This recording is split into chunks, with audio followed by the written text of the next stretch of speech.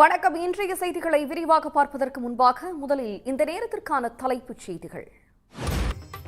வங்கக்கடலில் அடுத்த 48 மணி நேரத்தில் புதிய காற்றழுத்த தாழ்வு பகுதி உருவாகக்கூடும் என்று சென்னை வானிலை ஆய்வு மையம் தெரிவித்துள்ளது. தமிழ்நாட்டில் எவ்வளவு மழை பாதிப்பு ஏற்பட்டாலும் அதனை எதிர்கொள்ள அரசு தயார் நிலையில் உள்ளதாக முதலமைச்சர் மு.க.ஸ்டாலின் தெரிவித்திருக்கிறார். வங்கக்கடல் தமிழ்நாட்டின் பல்வேறு இடங்களில் பெய்து வரும் கனமழை காரணமாக நீர்வரத்து அதிகரித்து ஆறுகளிலும் அருவிகளிலும் வெள்ளப்பெருக்கு ஏற்பட்டுள்ளது.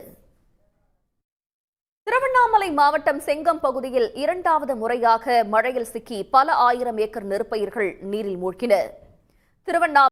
விழுப்புரம் மாவட்டம் செஞ்சி அருகே 35 ஆண்டுகளுக்கு முன்பு கட்டித்தரப்பட்ட அரசின் தொகுப்பு வீடுகள் சிதிலமடைந்து மோசமான நிலையில் உள்ளதால் உடனடியாக மாற்று ஏற்பாடு செய்து தருமாறு பாதிக்கப்பட்ட மக்கள் கோரிக்கை விடுத்திருக்கிறார்கள்.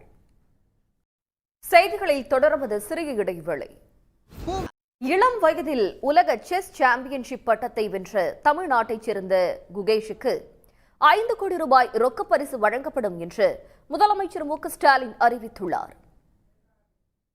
நெல்லை மற்றும் தென்காசி மாவட்டங்களில் தொடரும் கனமழையால் இயல்பு வாழ்க்கை முடங்கியுள்ளது. நெல்லை மாவட்டம் ஊத்து பகுதியில் அதிகபட்சமாக 54 சென்டிமீட்டர் மழை கொட்டி தீர்த்துள்ளது.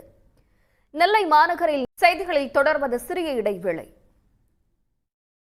கொடைக்கானல் மலைப்பகுதிகளில் கடந்த 2 நாட்களாக பெய்து வரும் தொடர் மழையால் தேனி உள்ளிட்ட பகுதிகளில் நிலச்சரிவு